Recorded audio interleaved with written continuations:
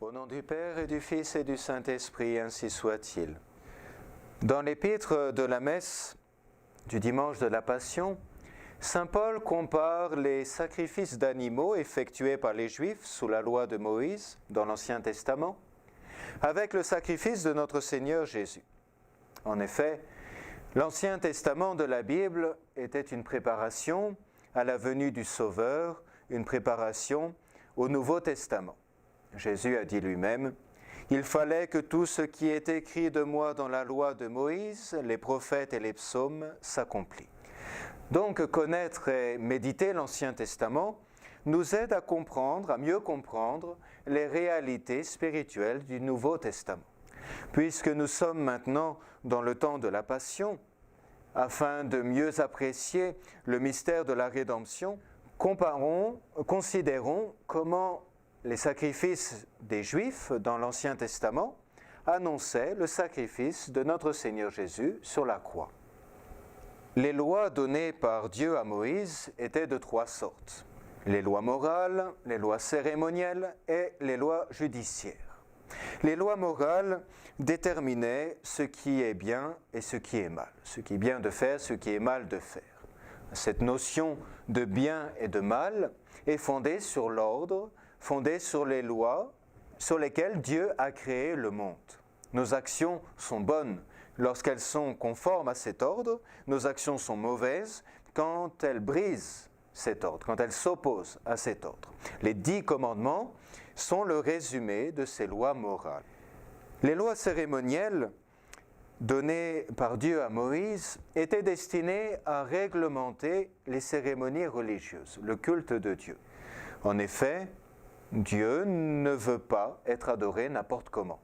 Il est sagesse, il est vérité, il veut donc être adoré d'une manière ordonnée, qui signifie ce qu'il est, ce qu'il veut, ce qu'il fait. Il est totalement faux de dire que toutes les religions, avec leur culte propre, honorent Dieu d'une façon qui lui est agréable. Pas du tout. Puis enfin, il y avait les lois judiciaires destinées à réglementer la vie sociale des Juifs.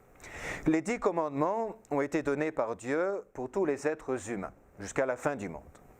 Mais les lois cérémonielles et judiciaires données à Moïse étaient uniquement destinées aux Juifs pour les préparer à accueillir le Sauveur, notre Seigneur Jésus. Parmi les lois cérémonielles réglementant le culte de Dieu, les plus importantes étaient celles concernant les sacrifices d'animaux à Dieu. Mais là, nous pouvons nous demander, de tels sacrifices d'animaux peuvent-ils vraiment plaire à Dieu? N'est-il pas le maître de l'univers? N'a-t-il pas dit lui-même dans le psaume 49, « Est-ce que je mange la chair des taureaux? Est-ce que je bois le sang des boucs ?» Bien sûr, ces sacrifices ne plaisaient pas à Dieu par eux-mêmes, mais seulement en raison de leur signification. Lorsque les Juifs sacrifiaient un animal, ils avaient l'habitude d'étendre leurs mains au-dessus de sa tête afin de signifier qu'ils substituaient cet animal à eux-mêmes. Et donc, en offrant cet animal, ils s'offraient eux-mêmes à Dieu. Puis l'animal était tué et tout son sang était versé sur l'autel ou au pied de l'autel. Il était strictement interdit à quiconque de conserver le sang de l'animal pour un usage quelconque. En effet, le sang était considéré par les Juifs comme étant la vie, le symbole de la vie elle-même, vie qui n'appartient qu'à Dieu. Ensuite, l'animal était coupé en morceaux et la graisse du ventre était brûlée sur l'autel. Pourquoi la graisse? Parce qu'elle signifiait l'abondance des biens, des richesses. Et donc, en la brûlant, les Juifs signifiaient l'offrande de leurs biens, de leurs richesses à Dieu. Et par rapport à notre Seigneur Jésus-Christ, tous ces sacrifices d'animaux étaient des figures du sacrifice de la croix. Sur la croix, Jésus s'est substitué à nous. Il a versé son sang et est mort pour que nous ayons la vie éternelle. Mais en plus de cette manière commune de sacrifier les animaux et de sa signification générale, Les Juifs avaient 3 manières spécifiques de sacrifier les animaux, chacune véhiculant une signification particulière et une référence particulière, spécifique au sacrifice de notre Seigneur Jésus. Il y avait le sacrifice appelé holocauste. L'animal devait être un mâle, devait être sans tache et il était entièrement brûlé sur l'autel. Le sens spécifique, particulier de l'Holocauste était de professer la domination souveraine et absolue de Dieu sur la vie et sur toute chose. L'Holocauste était donc un sacrifice d'adoration. Il était aussi une figure du sacrifice de la croix, comme étant justement l'acte de parfaite adoration. Notre Seigneur Jésus était un homme, un mâle. Il était sans tache physiquement, car il était absolument parfait en son corps. Il était sans tache spirituellement, car son âme n'a jamais été souillée par aucun péché. Et son offrande a été totale. Spirituellement, notre Seigneur s'est donné entièrement à son Père. « Père, si vous voulez, éloignez de moi ce calice, mais que ce ne soit pas ma volonté, mais la vôtre qui soit faite. » Et physiquement, notre Seigneur a enduré toutes les souffrances possibles, de telle sorte que tout son être a été blessé, pour ainsi dire, a été brûlé. Il a versé son sang jusqu'à la dernière goutte.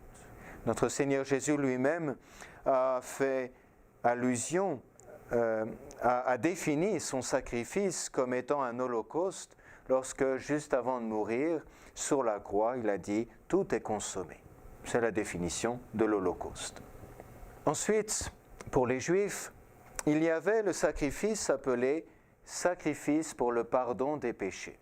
Les gens étendaient leurs mains sur la tête de l'animal afin de le charger symboliquement de leurs péchés, puis l'animal était tué et son sang était aspergé dans le temple de Jérusalem. Une fois par an, lors de la fête de l'expiation, le grand jour de l'expiation, le sang était aspergé sur l'arche d'alliance une fois et aspergé sur le sol, dans le Saint des Saints, 7 fois. Puis la chair de l'animal était brûlée à l'extérieur de Jérusalem afin de signifier que le péché était pardonné, détruit, pardonné, et que la sainteté était rendue. Ce type de sacrifice pour le pardon des péchés figurait le sacrifice de notre Seigneur Jésus sur la croix comme étant le sacrifice par lequel tous nos péchés peuvent être pardonnés. Jésus a été mystiquement chargé de tous les péchés de l'humanité lorsque le grand prêtre Caïphe a dit au Sanhédrin « Il est de votre intérêt qu'un seul homme meure pour le peuple et que toute la nation ne périsse pas. » Et le sang de Jésus a été aspergé physiquement dans la maison de Caïphe lorsqu'il y a été emprisonné après son arrestation. Il a été aspergé dans le temple lorsqu'il a été flagellé par les soldats de Pilate. Et ce sang a été mystiquement répandu, aspergé sur l'humanité tout entière lorsque les Juifs ont crié « Que son sang retombe sur nous et sur nos enfants ». Nous avons dit aussi que le jour de l'expiation, le sang de la victime était aspergé sur l'arche d'alliance une fois et sur le sol 7 fois. Qu'est-ce que ça veut dire ? Quel est le sens de cette cérémonie ? L'arche d'alliance était, vous le savez, le symbole de l'alliance entre Dieu et les Juifs. Elle était aussi une figure de notre Seigneur Jésus-Christ qui unit dans sa personne la nature divine et la nature humaine. De même que l'arche d'alliance était aspergée de sang une fois lors de ce jour-là, le jour de l'expiation, ainsi Jésus a versé son sang et est mort sur la croix une fois.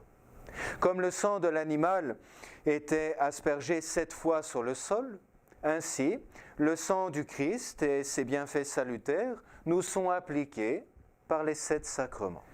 Nous avons dit enfin que la chair de l'animal était brûlée en dehors de la ville, en dehors de Jérusalem. De même, Jésus a été crucifié et est mort sur le mont Calvaire qui se trouve en dehors, à cette époque, qui se trouvait en dehors de Jérusalem. Le sacrifice de Jésus sur la croix a été le sacrifice d'expiation parfaite pour les péchés de l'humanité. Notre Seigneur est vraiment l'agneau de Dieu qui enlève les péchés du monde. Enfin, pour les Juifs, il y avait le sacrifice appelé sacrifice pacifique. L'animal était offert à Dieu, puis tué, puis une partie était brûlée sur l'autel, une partie était donnée aux prêtres pour être mangée par les prêtres, et une autre partie était mangée par le peuple dans le temple de Jérusalem. Et ainsi, ce genre de sacrifice avait l'aspect d'un repas, et il symbolisait l'amitié avec Dieu. Cela nous rappelle bien sûr la dernière scène du Jeudi Saint, la messe et la Sainte Communion. La messe est le renouvellement du sacrifice de la croix par lequel notre Seigneur Jésus nous a réconciliés avec Dieu, a satisfait pour nos péchés, a restauré notre amitié avec Dieu. Et à la messe, sous les apparences du pain et du vin, Jésus nous donne sa chair et son sang à manger et à boire, comme gage de son amour, comme gage de la vie éternelle. Comme nous le disons dans les litanies du Sacré-Cœur de Jésus, notre Seigneur Jésus est notre paix et notre réconciliation.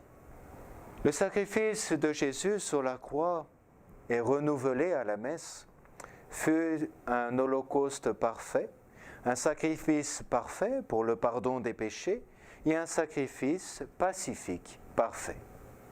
Le temps de la Passion a commencé aujourd'hui. Alors, unissons-nous à notre Seigneur Jésus dans son parfait sacrifice.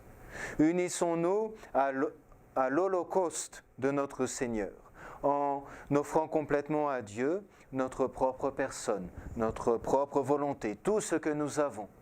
Unissons-nous aussi au sacrifice de notre Seigneur Jésus-Christ pour l'expiation des péchés, en faisant une bonne confession, avec la ferme résolution d'amender notre vie. Unissons-nous au sacrifice pacifique de notre Seigneur Jésus en recevant la Sainte Communion avec un fervent désir de la gloire et de l'amitié de Dieu. Et ainsi, nous remplirons bien, comme il faut, avec dévotion, notre devoir pascal. Le sacrifice de la croix, vous le savez, sacrifice qui est renouvelé à la messe, est le pont unique vers Dieu, vers la vie éternelle. Aussi, imitant Notre-Dame de Compassion, restons unis en esprit à ce sacrifice de façon habituelle toute l'année, mais tout particulièrement pendant ces 2 semaines qui viennent. Au nom du Père et du Fils et du Saint-Esprit, ainsi soit-il.